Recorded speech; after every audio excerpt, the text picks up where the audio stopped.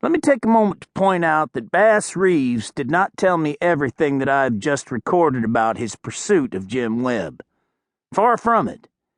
That evening at camp, and the following morning, he had given me the bare facts. The rest I had put together from research, including Mershon's and Bass's files at the Fort Smith court, in correspondence with Jim Bywater and former Marshal Bowles. By the way, Bowles did run for governor in 1884, but lost to a Democrat. He eventually became a judge before his death in 1905. Before I could ask Bass another question about Mershon, Grant Johnson appeared at the crest of a hill, waving his hat over his head. Grant had been scouting ahead of us, so Bass and I immediately spurred our horses and galloped to the deputy. Once we reined up, Grant twisted in the saddle and pointed to a clearing down the hill. "Camp," he said. Smoke drifted from the ashes of a campfire. Even up on the hill, I could see where the horses had been grazing, the mounds of manure, a whitened log that had been dragged from the roadside in front of the campfire, and a trail leading through the high grass back to the road. "Couldn't be Dozier's," I said. Still, I pulled the Winchester from the scabbard, earing back the hammer.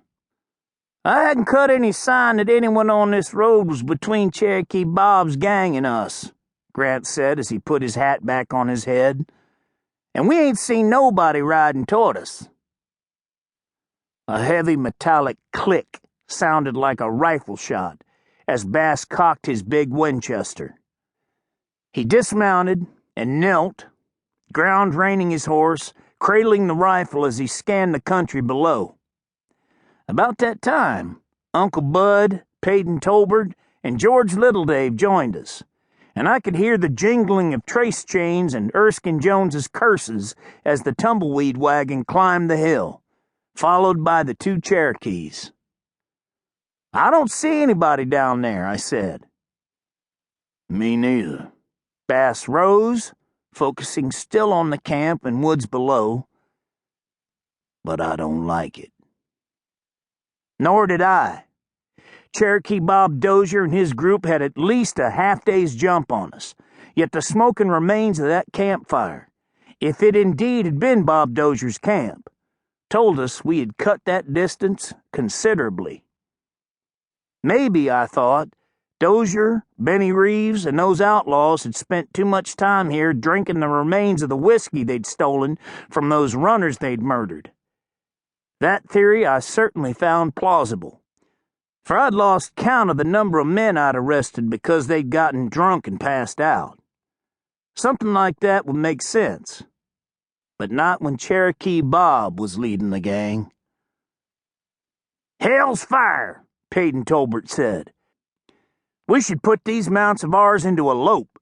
Close as we're to them now, we could catch up with those boys before sundown." His horse seemed to sense Tolbert's enthusiasm, champing at the bit, hoofs digging up the ground, ready to run. "I'm a cautious man, Tolbert," Bass said. "Cautious my arse, Reeves. You're either a damn fool or a damn coward. Quit dragging your heels." He spurred the horse and loped down the trail. Uncle Bud Ledbetter spat and wiped his mouth with his sleeve.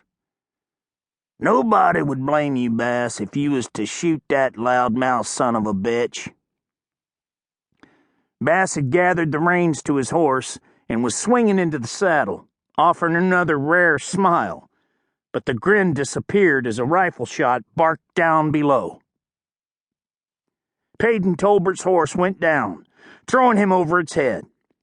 The deputy crashed into the dirt. Another bullet kicked up dust in front of him. "Where those shots coming from?" Grant yelled, trying to steady his prancing horse. That was the problem with smokeless powder.